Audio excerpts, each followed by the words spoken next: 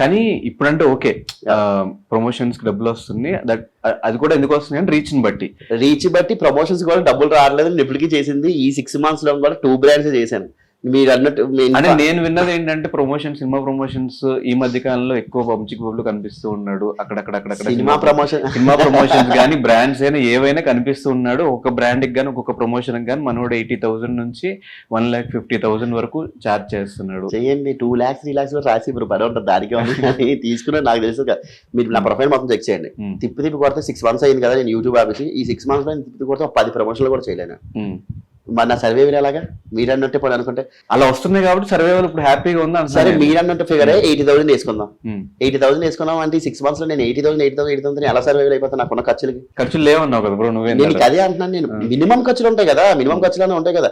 Every month నేను చేయట్లేదు కదా అలాగని చెప్పి. ఇప్పుడు మీరు బాగా చేయండి. నేను ఏదన్నా ఒక 10 బ్రాండ్ కూడా నేను 2-3 బ్రాండ్లు చేశాను. సినిమా వాళ్ళది కూడా ఏంటంటే నాకు బాగా క్లోజ్ అయిన వాళ్ళు పిలిస్తే అప్పుడు నేను సరే అని చెప్పి వెళ్ళాను. ఫ్రీ అని చెప్పను, అలాగని కమర్షియల్ అని కూడా చెప్పను. సరే దాని గురించి చేస్తాను బ్రో అనుకోండి వెళ్ళిపోయాను టక్కమని. అది కమర్షియల్ కాదు, అటు ఫ్రీ కాదు, అలా వెళ్ళిపోను. డిమాండ్ చేసేటప్పుడు నేను ఎప్పుడు వెళ్ళలేదు. అండ్ కమర్షియల్ కాదు ఫ్రీ కాదు మధ్యలో ఏముంది? కమర్షియల్ కి కాదు ఫ్రీగా కాదు అంటే ఫ్రీగా అంటే డబ్బులు తీసుకోపోవడం. కమర్షియల్ అంటే మీరు అన్నట్టు 80,000 1,00,000 2 లక్షలు తీసుకోవడం. అటుకి మధ్యలో 40,000 50,000 సరే పర్లేదు, దానికి మనకి అమౌంట్ కాదు మనకు తెలిసి కదా అని వెళ్ళడం. మీరు అబ్జర్వ్ చేసినట్టయితే నేను ఏ అయితే ప్రమోషన్ చేసినా వాళ్ళంతా ఫ్రెండ్స్ అయిన వాళ్ళే నేను వెళ్తే చేసేవాడిని. అలాగే ఎందుకు అంటే నార్మల్ ఇన్ఫ్లుయెన్సర్స్ యూట్యూబ్ లో కాంటెంట్ సరిగ్గా లేకపోయినా కూడా వాళ్ళకి జస్ట్ ఒక 300-400K ఫాలోవర్స్ ఉన్నా కూడా వాళ్ళే ఆల్మోస్ట్ ఒక 50,000-60,000 ఛార్జ్ చేస్తున్నప్పుడు మీరెందుకు అంత తక్కువ ఛార్జ్ చేస్తున్నారంటే ఏం చెప్తారు? అదే అన్నా బ్రో, నేను ప్రమోషన్ మీద కాన్సన్ట్రేట్ చేయలేదు. మీరు అన్నట్టు నిజంగా ఒక బ్రాండ్కి 80,000 వచ్చింది అనుకోండి, 2 months హ్యాపీగా నేను బతికేస్తాను కదా.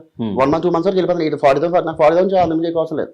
రూమ్ రెంట్ కట్టుకొని నేను తినడానికి ఉండేది ఒకటి, సో హ్యాపీగా వెళ్ళిపోవచ్చు. నాకు ప్రాబ్లం లేదు. నేను ప్రమోషన్స్ మీద పడాలి అంటే నాకు వెళ్తాను రీచ్ భయంకరంగా వెళ్తుంది. మంచి ఏ పెట్టిన మిలియన్స్లో వెళ్తుంది. ఆఫర్స్ కూడా బాగుంది. కానీ నేను ఎందుకు వెళ్ళట్లేదు? నేను అనుకున్న కేటగిరీ అది కాదు. జనాల్లో ఉండాలనుకుంటున్నాను, ఉంటాను అంతే. నా ఫైనల్ టార్గెట్ సినిమాలు వెబ్ సిరీస్లు ఇవే. సో ఈ మధ్యకాలం మనం డైవర్ట్ అవ్వకూడదు కనుక నేను ఇంకా ఇన్స్టాగ్రామ్ పట్టుకున్నాను. మరి ఎందుకు ఈ 4-5 months నుంచి ఏం చేయకుండా అటు వెబ్ సిరీస్ స్టోరీస్ వినట్లేదు, ఏదైనా ఓన్లీ కాంటెంట్ ఇన్స్టాగ్రామ్ మీదే ఉంటున్నారు? దేనికి రీజన్ ఏంటి? సినిమాలు లేవు, ఇటు పక్క వెబ్ సిరీస్ చేయట్లేదు, రీజన్? సినిమాలో వెబ్ సిరీస్ చేస్తున్నాను నేను ఆల్రెడీ. సినిమాలు నేను ఇప్పుడు పైప్ లైన్ లోనే ఆల్రెడీ చేసిన ఒక 3-4 ఉన్నాయి నాకు. అవి ఉన్నాయి రిలీజ్ అయినాయి 4 months లో. ఇప్పుడు అన్ని పైప్ లైన్ అంటే షూట్లు అయిపోయి ఆల్రెడీ. షూట్లు అయితే షూట్లు అవుతున్నాయి, అలాగా అవుతున్నాయి అవ్వకుండా అంటే ఏం లేదు. నేను మీకు అదే చెప్తున్నా, దాని నుంచి వచ్చే ఇన్కమ్ వల్ల ఇంకా మంచిగా సర్వే అవుతున్నా అంటున్నా. అట్లీస్ట్ నీట్గా వెళ్తున్నాను. లేదంటే అప్పుడు నువ్వు అన్నట్టు నేను కూడా కమర్షియల్ అయిపోయి ఇంకెవరీ మంత్ 3 బ్రాండ్లు 4 బ్రాండ్లు నాన్న ఎంత ఇస్తావు 20,000 దాకా వచ్చేసి చేసేది దానికే ఉంది. ఇంకెళ్ళిపోతాను. సో చెప్తాను కదా, నేను పెట్టుకున్న దాంట్లో బెట్టింగ్ యాప్స్ ఇవన్నీ కూడా నాకు చాలా వచ్చేవి. కానీ నాకు భయం చేయాలంటే. ఎందుకురా బాబు అంత అవసరమే ఉంది.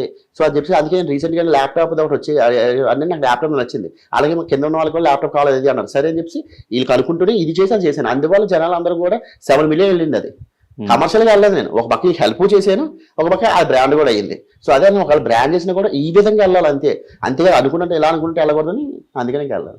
బైక్ చేసినా అది వాళ్ళకి యూజ్ అయ్యేలాగా ఎగ్జాక్ట్లీ నాకు యూజ్ అవ్వాలి, వాళ్ళకి యూజ్ అవ్వాలి, చూసే వాళ్ళకి కూడా ఇది కమర్షియల్ గా కాదురా, వాడు హెల్ప్ వాళ్ళు చేసాడు అలాగే ఇది కూడా చేసుకున్నాడు అనేటట్టు ఉండాలి. అందుకని ఎలా ఉంది ఇప్పుడు ప్రొఫెషనల్ లైఫ్? ఎలా ఉంది?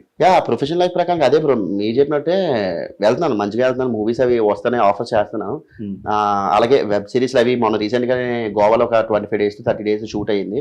ఇంకా హైదరాబాద్ స్కెడ్యూల్ ఉంది, ది బ్యాడ్ బాయ్స్ అని చెప్పి. ఆ వెబ్ సిరీస్ షూట్ ఆహాకి వెబ్ సిరీస్ అది. సో ఇంకా అది అవుతుంది అలాగే. సో ప్రొఫెషనల్ లైఫ్ అయితే హ్యాపీగానే ఉంది. హ్యాపీ అని చెప్పను, అలాగే బాధ అని చెప్పను, గోయింగ్ గుడ్ నీట్ గా అలా వెళ్ళిపోతుంది మంచిగా. కానీ రీసెంట్ టైమ్స్ లో ప్రేమలు సినిమాకి డబ్బింగ్ చెప్పింది బబ్లు అని చెప్పి మంచి అప్రిషియేషన్ వచ్చింది. చాలా మంచిది. ఈ డబ్బింగ్ సైడ్ ఎందుకు షిఫ్ట్ అయ్యారు? అసలు నేను డబ్బింగ్ షిఫ్ట్ అవ్వలేదు.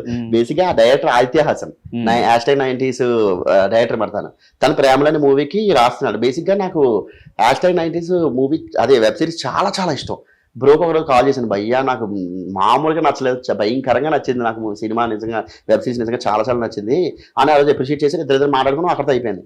కట్ చేసి చూస్తే ఒకరోజు ఆదిత్య హాసన్ దగ్గర నా ఫోన్ వచ్చింది, బబ్లు ఇలా ప్రేమలని మూవీ వచ్చింది, దానికి నువ్వు డబ్బింగ్ చెప్తావు. బ్రో డబ్బింగ్ ఏంటి బ్రో, ఏం మాట్లాడుతున్నావు బ్రో, నాకు డబ్బింగ్లే రాదు అంటే నాది నేను చెప్పుకుంటాను కానీ అంటే నాకు ఎక్స్పీరియన్స్ లేదు బ్రో. అంటే నువ్వు రా నేను చూసుకుంటానని చెప్పి అన్నాడు. ఫస్ట్ హీరో ఫ్రెండ్ వాళ్ళకి చెప్పాం. చెప్పిన తర్వాత అక్కడ హీరో ఫ్రెండ్ వాళ్ళు ఏంటంటే కొంచెం సెటిల్డ్ గా ఉంది అబ్బాయి క్యారెక్టర్ చేసిన ఫేస్ ఎక్స్ప్రెషన్స్.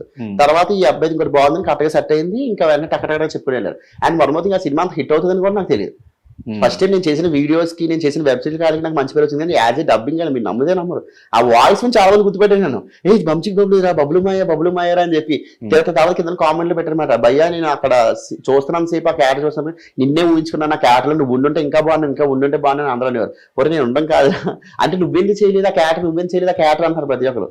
సో వాళ్ళకి తెలియదు ఏంటంటే బేసిక్ గానే అది డబ్బింగ్ ఇది అయ్యింది కదా, సో దానివల్ల ఇంకా అలా బట్ చాలా చాలా మంచి పేరు వచ్చింది ప్రేమల వల్ల. కానీ ఇప్పుడు నువ్వు యూట్యూబరా, ఇన్ఫ్లుయెన్సరా, ఆర్టిస్టా? ఆమె ఆర్టిస్ట్, ఎప్పటికైనా సరే ఒక మంచి ఆర్టిస్ట్ అవ్వాలి, అదే నాకు.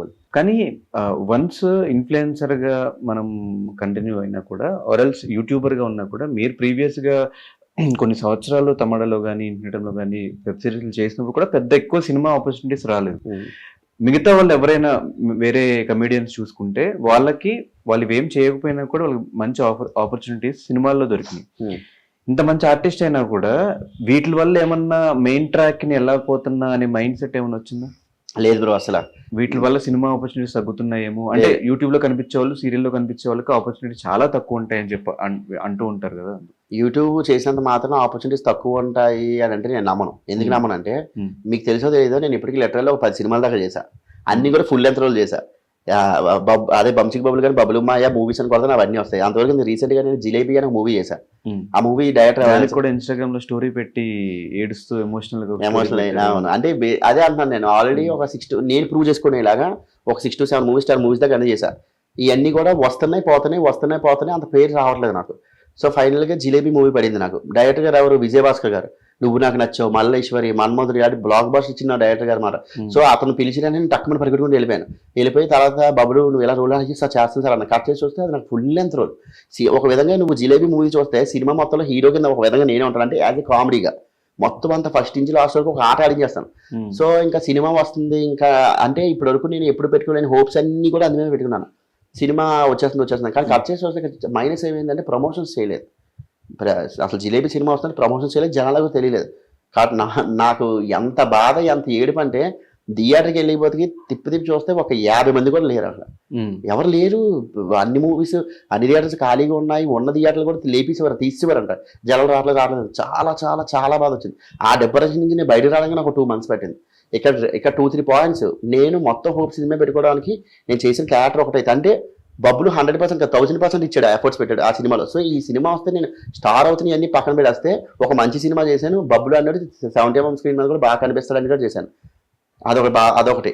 ఇంకోటి అంటే విజయభాస్కర్ సార్ ఉన్నారు కదా. సో డెఫినెట్గా సో ఈ కాంబో పెట్టుకుని నేను పర్లేదు మంచి పేరు వస్తుంది అనుకున్నాను, కానీ మొత్తం రివర్స్ అయిపోయింది. అసలు సినిమా థియేటర్కి వెళ్ళలేదు, చాలా చాలా బాధ అనిపించింది. ఏడుపు లిటరల్లీ 2 months దాని నుంచి బయట రాలేకపోయాను నేను.